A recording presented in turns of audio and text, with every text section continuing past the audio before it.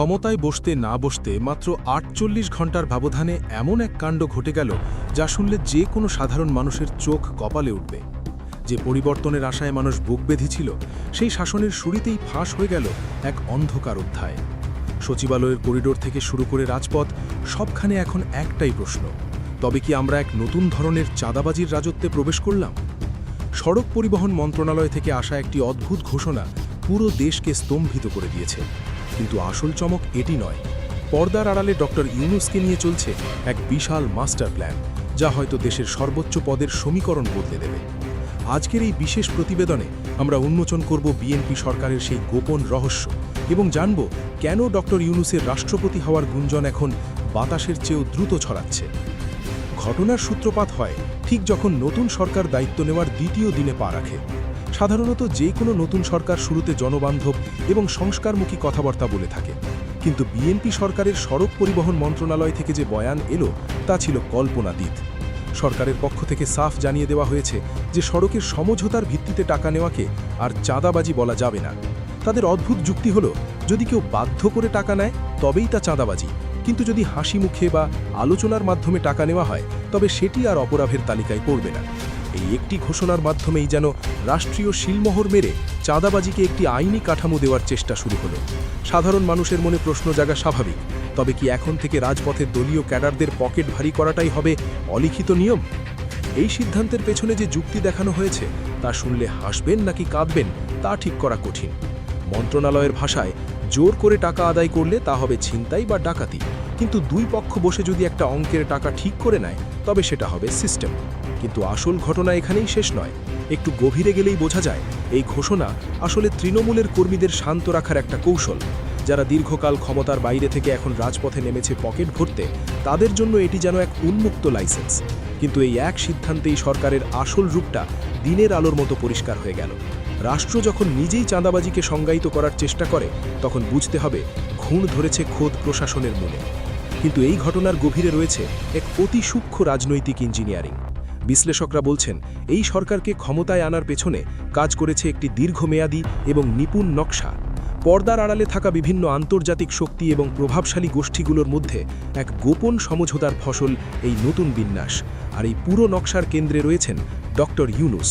মনে হতে পারে এটি কেবল একটি সাধারণ নির্বাচন ছিল, কিন্তু এর পেছনের কারিগররা জানতেন কাকে কোথায় বসাতে হবে।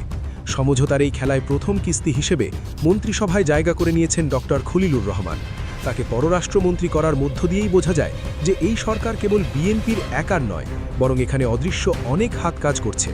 খলিলুর রহমানের মতো ব্যক্তিদের অন্তর্ভুক্ত করা আসলে সেই বড় পরিকল্পনারই অংশ, যার চূড়ান্ত লক্ষ্য ডক্টর ইউনূসকে রাষ্ট্রপতির আসনে বসানো। এরপর যা ঘটেছিল তা কেউ কল্পনাও করেনি। গুঞ্জন উঠেছে যে অদূর ভবিষ্যতে রাষ্ট্রপতির ক্ষমতা বহুগুণ বাড়িয়ে দেওয়া হবে, আর সেই ক্ষমতাশালী আসনে বসানো হবে ডক্টর ইউনূসকে। শুনতে অবিশ্বাস্য মনে হলেও রাজনীতির মাঠে এখন এটাই সবচেয়ে আলোচিত তত্ত্বে পরিণত হয়েছে। কারণ বিএনপিকে ক্ষমতায় বসানোর বিনিময়ে আন্তর্জাতিক পক্ষগুলো যে শর্ত দিয়েছে তার মধ্যে অন্যতম হল ক্ষমতার ভারসাম্য বজায় রাখা। আর সেই ভারসাম্যের প্রতীক হিসেবেই ডক্টর ইউনূসকেই বেছে নেওয়া হয়েছে। প্রশ্ন উঠছে, বিএনপি কি স্বেচ্ছায় এই ছাড় দিচ্ছে, নাকি তারা এমন এক অদৃশ্য চাপের মুখে রয়েছে যেখানে না বলার কোনো সুযোগ নেই? কারণ ডক্টর খলিলুর রহমানের মতো ব্যক্তিদের শুরুতেই মন্ত্রিসভায় না ঢোকালে ভবিষ্যতে আরও বড় কাউকে ঢোকানো কঠিন হয়ে পড়ত। এটি ছিল স্রেফ একটা ট্রেলার, মূল সিনেমা তো এখনও বাকি। এই জায়গাটাই পুরো গল্প বদলে দেয়।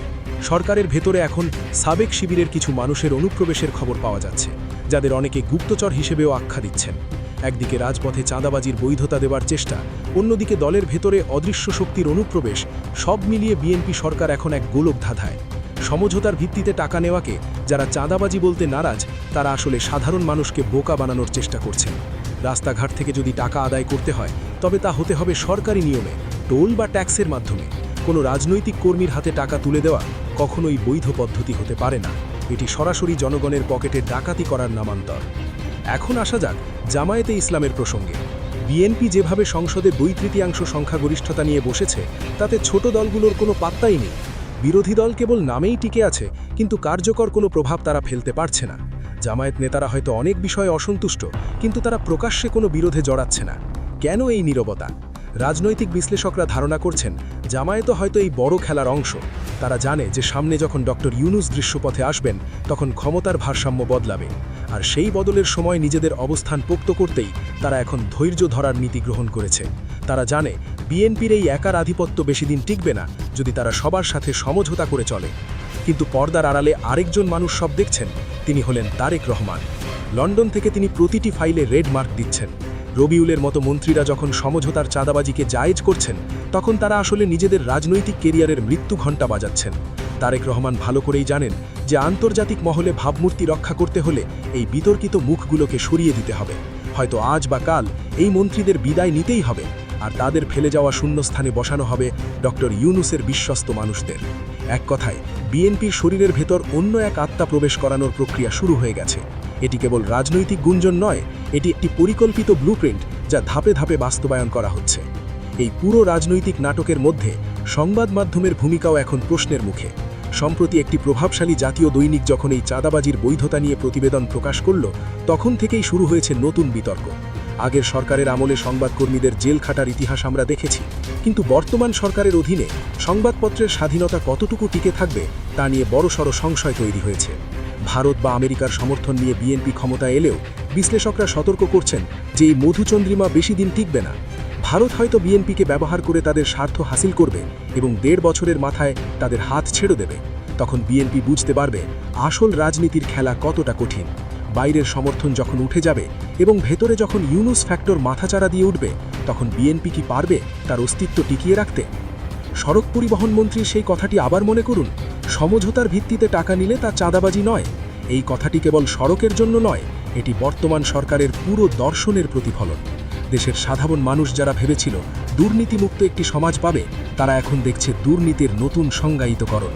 যদি প্রতিটি ক্ষেত্রে এমন সমঝোতা শুরু হয়, তবে রাষ্ট্রের সাধারণ নাগরিকের অধিকার কোথায় গিয়ে দাঁড়াবে?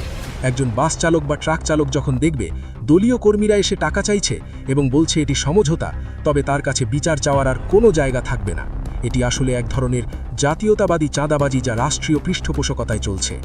জাতীয়তাবাদী এই সরকারের আসল উদ্দেশ্য কী তা মাত্র কয়েকদিনেই জনগণের সামনে পরিষ্কার হতে শুরু করেছে।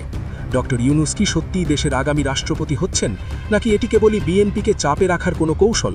খলিলুর রহমানদের মতো চরিত্ররা কি মন্ত্রিসভাকে গ্রাস করে নেবে? এই সব প্রশ্নের উত্তর লুকিয়ে রয়েছে সময়ের গর্ভে। তবে একটি বিষয় নিশ্চিত, সাধারণ মানুষ আর কোনো লুঠেরা বা চাঁদাবাজদের পৃষ্ঠপোষক সরকার দেখতে চায় না। ক্ষমতার এই দাবা খেলায় শেষ পর্যন্ত কে জিতে আর কে হারে তা দেখার জন্য দেশবাসীকে আরও কিছু চমকপ্রদ নাটকের অপেক্ষা করতে হবে। কারণ বাংলাদেশের রাজনীতিতে দৃশ্যপটের চেয়ে অদৃশ্য সুতোর টান সবসময়ই বেশি শক্তিশালী ছিল এবং থাকবে।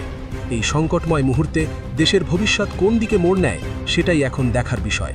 শেষ পর্যন্ত কি ডক্টর ইউনূসই হবেন এই ঝঞ্ঝাবিক্ষুব্ধ রাজনীতির ত্রাণকর্তা, নাকি তিনিও এই গোলকধাঁধায় হারিয়ে যাবেন? উত্তরটা সময়ের হাতে।